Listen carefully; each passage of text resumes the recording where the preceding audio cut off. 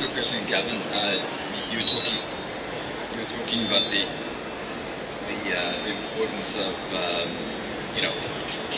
context with the consumer and being able to target them with content that was relevant to them and that you collect a lot of data on the consumer. I know that Kerry and McCain are working on a privacy bill right now, and one of the areas that they've been talking about is mobile content collection and how the FTC is sort of concerned about inadequate sort of notice to consumers. How, as a handset manufacturer, you have all these touch points with your consumer, the data that you collect, how do you reconcile that data with the relationship that you have to the end consumer? They're going to be POV on that. So I'll apologize. I think the speakers are faced that way, so it's a little bit hard to hear up here. But I think what I heard, and so we're collecting a bunch of information. How do we manage that?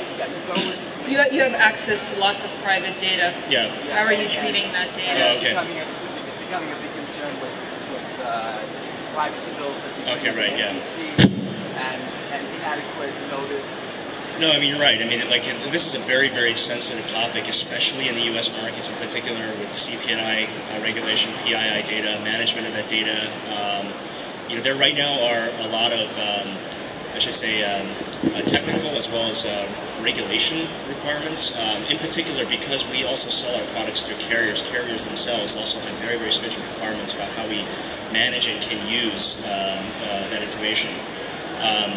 There's this nirvana, which is to say, I want to be able to take all this information, be able to get all that information that you mentioned, including things like how much that person makes, where that person lives, what their phone number is, how many kids they have, is it a female, is it a male? I mean, that's all very, very cool stuff, right? In fact, I think a lot of the ad networks would love to have this information. It's really what people talk about targeting and relevance and kind of all that. But a lot of the ad networks are using those keys. Yeah, I mean, there's sort of and there are established rules about how to use that, right? So it's only an aggregate. You can't, and you have to bundle, and you have to be very, very careful about actually doing anything that's recognizable to an individual. So I mean, there are existing rules. I think, to be honest with you, though, that is an area where, quite frankly, there is a need for a lot of innovation. Let's be frank, carriers have information, a lot of information.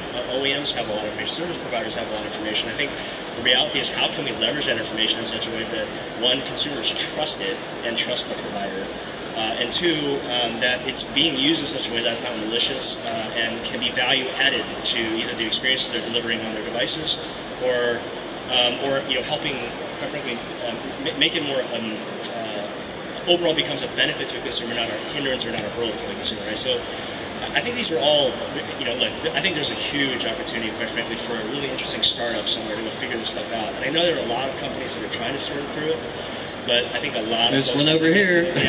There's a lot of folks that have to come to the table to figure it out, and it's not an easy task.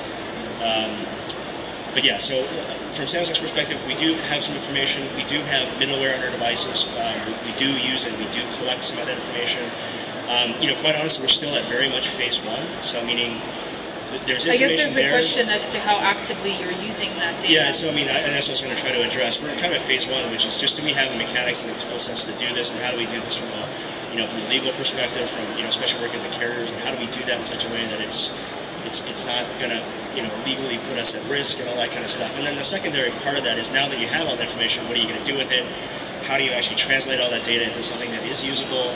And there's one thing to say that I want to be able to target that particular person, know exactly about everything about that particular person, but the reality is it's very, very hard to deliver an experience to just that one individual. I think the reality is, at least for the next 5 years,